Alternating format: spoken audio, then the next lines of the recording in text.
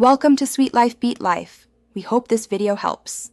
In this video, I will explain how to change the battery in your Lexus LS460 key fob.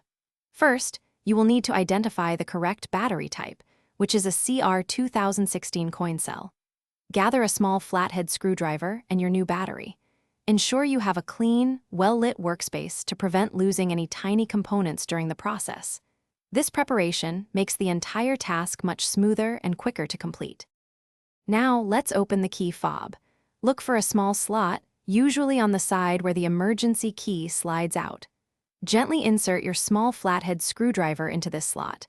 With a slight twist or prying motion, carefully separate the two halves of the key fob casing. Be gentle to avoid damaging the plastic, as the internal components are delicate. Take your time with this step. With the key fob open, you will see the old battery. Before removing it, take a moment to note its orientation, usually with the positive side facing up. Gently pry out the old CR2016 battery.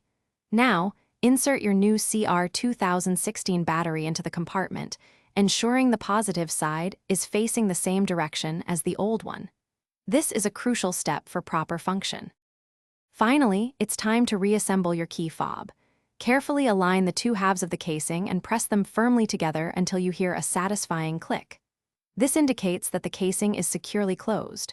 Once reassembled, take your key fob to your Lexus LS460 and test its functionality. Ensure all buttons work correctly and your vehicle responds as expected. Congratulations, you've successfully changed your key fob battery. Thanks for watching. Consider subscribing if we helped you.